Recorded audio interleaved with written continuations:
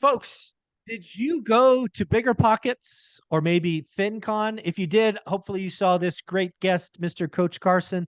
But I want to ask, tell me about the events. What were the takeaways? Because you know what? I may need to start going to some more events. So I want to hear from folks that I know, trust, and respect and get their feedback. So, Chad, what do you think? BiggerPockets, FinCon? Tell me about both. Yeah, so BiggerPockets was in Orlando this year. BiggerPockets conference. I believe there were 2,500 or 3,000 people, so it was a huge crowd. And BiggerPockets is a massive community. Published both my books at BiggerPockets and really appreciate the community there. And really, I think that the takeaway for me, though, I've been there 4 years now. This is fourth or fifth year going to the conference. I spoke there. I talked about the small and mighty real estate investor. I talked about landlording and rental properties, which is my specialty. But I think the takeaway was just how many players there are that are not the people you see on YouTube. Like when you go to a conference and you're just chatting with people over a beer at a dinner in the hallway, I mean, there are people who are amazing, doing amazing things all over the country, internationally, in real estate investing. And when you go to a conference, particularly like a community like BiggerPockets, there are people in every niche. There's people in every size. It's not just the big ones you see who are just kind of the prominent names, which that's kind of cool to meet them too. It's just the ordinary, people who are doing stuff. That was my big takeaway at BiggerPockets. For example, I talked to a guy who was in Kentucky, and he's a real estate investor. He'd been in the Marines before that and lived all over the world, but he's got multifamily apartments there. He's got a couple of small businesses and just kicking butt, man. He was just like, he's killing it. We're just sitting around a fire, campfire or whatever, talking about it in the evening. Dozens of conversations like that. Picked up some things on technology. For example, he was really systematizing his business, and we were talking about your rental operations. How do you track your business? And he was on a whole nother level from where I am in terms of just key performance indicators and having spreadsheets. He was kind of a tech guy. And I'm taking mental notes like, okay, this is good stuff. Let me get your card. I'm going to follow up on this.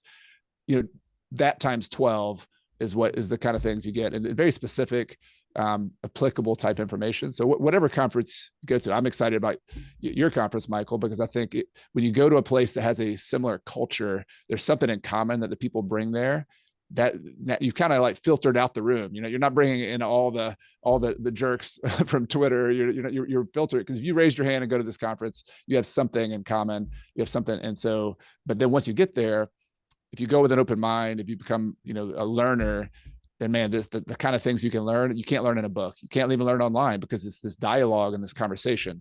So I enjoy the speaking. I enjoy meeting people. I talked about my book a lot. I got to meet a lot of people who've read it. That was very gratifying.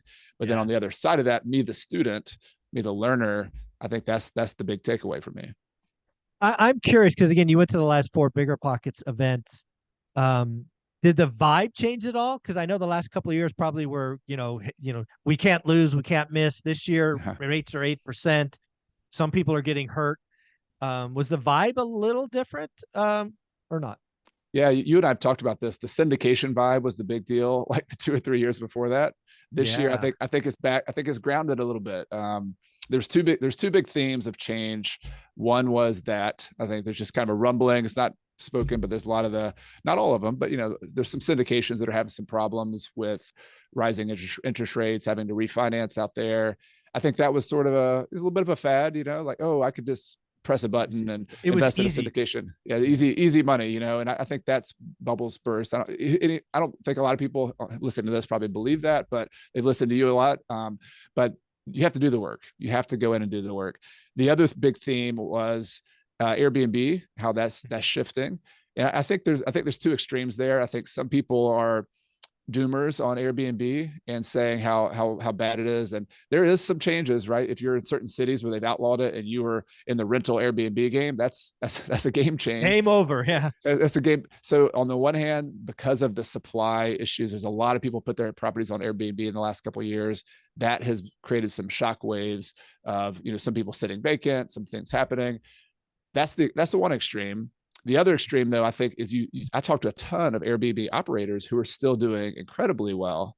And the reality is, if you buy the right property with the right zoning, for example, I funded a property with a partner up in Kalispell, Montana. Actually, it was a little 8-unit, who turned into a boutique hotel essentially.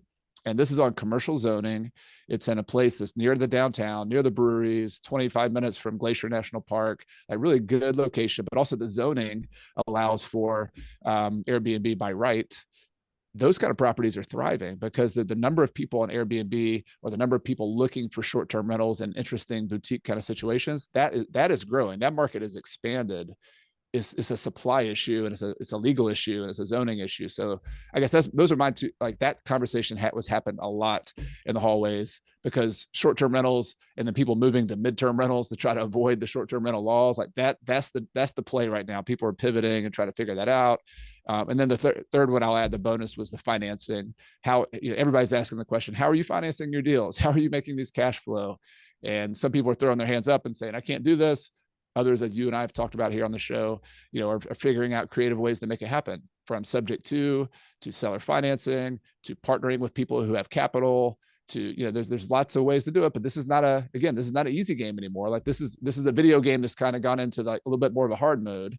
And the people who are doing the easy mode are having to like sit on the sidelines. And so the people who are thriving now have upped their game with financing. They figured out the legal hurdles for the short-term rentals and midterm rentals. They figured out their niche. They're not just trying to do the press a button easy. They're like actually doing the work, which is your audience, which is my audience. And I feel good about the what we're teaching. Very, very cool. Well, and BiggerPockets was a 3-day event. Did I have that right? Yeah. It was a Sunday, Monday, Tuesday. So 3-day Very, event. very cool. Well, how about FinCon? I've heard things about FinCon, never been.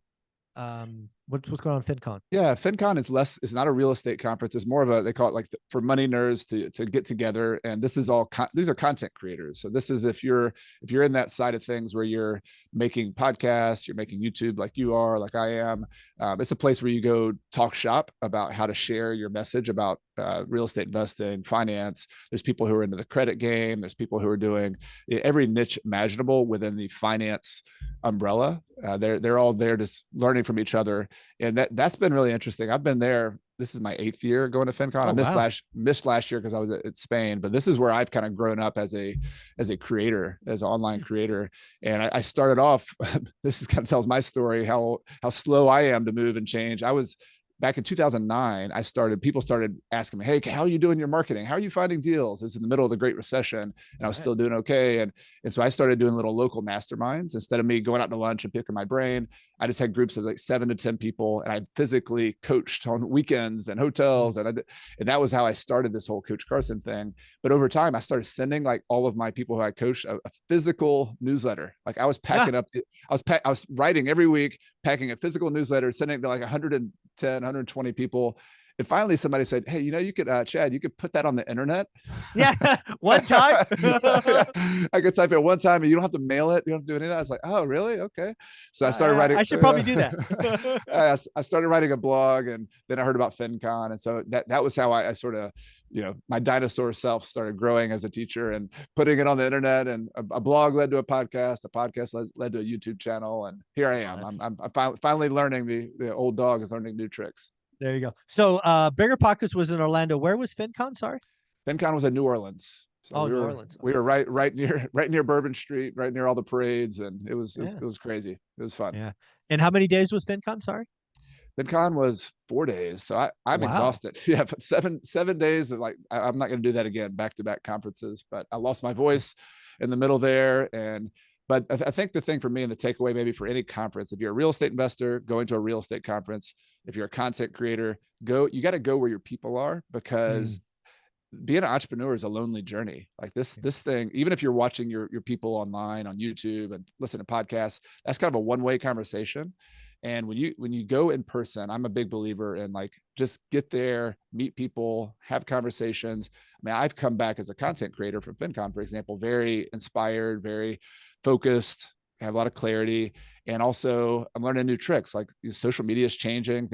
Social media world, things change fast. And so just hearing two little idea, I've got a list of ideas like, oh, somebody's doing that with their podcast. Somebody's doing this on social media. This is how they're repurposing their content. Every good innovation I've had has come from someone else. I very, very rarely just light bulb moment myself, whether it's real estate investing or content creation. You've got to go back to the till. You've got to go back to other people. And for me, that happens by physically getting away, going to a conference, making it happen. Awesome. I look forward to. I will check out BiggerPockets and FinCon next year. Do me a favor, Chad. Where can people find you? If you search Coach Carson on YouTube, on the podcast, on any social media, I'm out there. So I'd love to connect with you there. And I wrote a book called The Small and Mighty Real Estate Investor, which is out on Amazon. It's out on BiggerPockets. It's on Audible. Love for you to check it out. If you want a business model for those of us who want a life and who want to be a billionaire in time, not just in money. That's what that book's all about. There you go, Chad. Thank you for doing what you're doing, man. I appreciate you. Have a wonderful day. You too, Michael. Thanks. Thanks.